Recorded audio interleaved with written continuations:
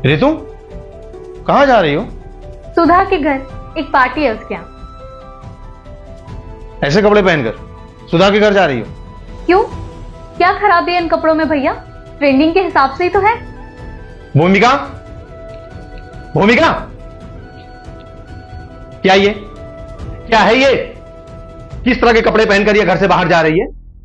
अगर ये मेरे सामने इस तरह के कपड़े पहनकर घर से बाहर जा रही है तो इसका मतलब है मेरे ऑफिस चले जाने के बाद मेरे पीठ पीछे ये कॉलेज कोचिंग क्लास में भी ऐसे ही कपड़े पहनकर जाती होगी।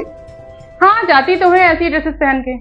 अब मैंने कई बार मना भी किया, अब ये नहीं मानती हैं तो मैं चुप हो गई। चुप क्यों हो गई? मुझे क्यों नहीं बताया? एक्शन क्यों नहीं लिया?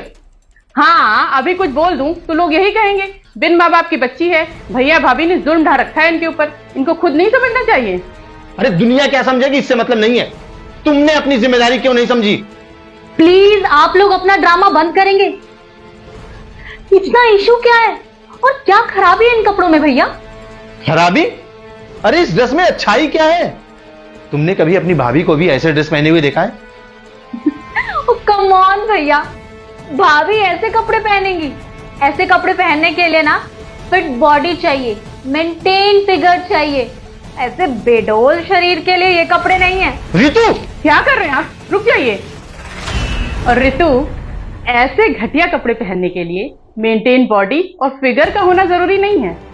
ऐसे घटिया कपड़े पहनने के लिए आंखों में बेशर्मी होनी चाहिए।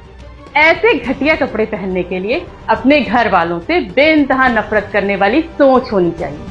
ऐसे घटिया कपड़े पहनने के लिए अपने भैया भाभी, अपने माँ बाप की इज्जत सरेआम बाजार में लुटा देने के लिए वो ठसक और वो जिद चाहिए, जो मुझ में नहीं है। भाभी, आप हद से ज्यादा बोल रही हैं। और भैया, मैं ऐसे ही कपड़े पहनूंगी, आप मुझे रोक टोक नहीं सकते। रोक टोक नहीं लगा सकता हूं? मैं तुमको 2 थप्पड़ भी लगा सकता हूं, समझ गई? और मुझे तो हैरानी इस बात की हो रही है कि भूमिका ने आज तक तुमको 2 थप्पड़ क्यों नहीं लगाया, या मुझे क्यों नहीं बताया? मम्मी पापा के जाने के बाद हमने तुम्हारी परवरिश में कोई कमी नहीं रखी। हमेशा अपनी बेटी की तरह हम दोनों ने तुमको पाल कर रखा है। सबसे अच्छे कॉलेज में पढ़ाता हूं, सबसे अच्छी कोचिंग क्लास ज्वाइन करवा रखी है। तुम्हारी भाभी तुमसे घर का एक भी काम नहीं करवाती है। छोटे से घर में रहते हैं हम लोग, सिर्फ एक बेडरूम है, लेकिन वो बेडरूम हमने तुम्हें दे रखा है। हम पति पत्नी हैं, फिर भी हम इस हॉल में सोते हैं। क्यों?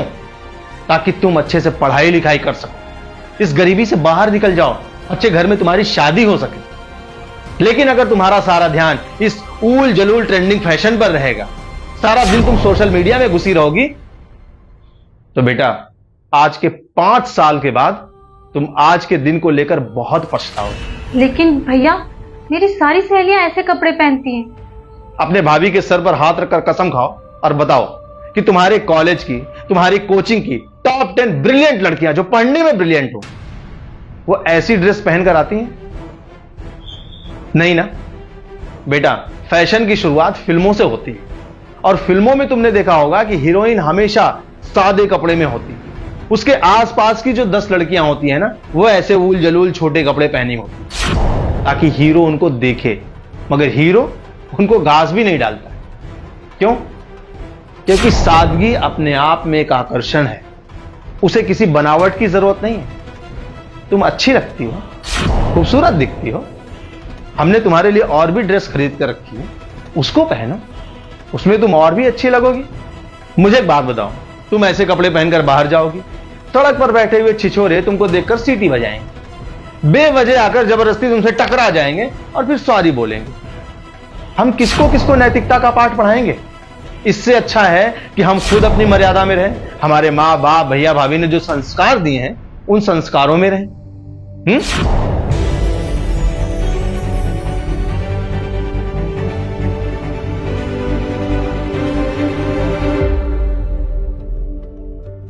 भूमिका, छोटी बहन, छोटी ननंद, ये बेटी के समान होती है, और बेटियों को सही संस्कार देना मां बाप का कर्तव्य है।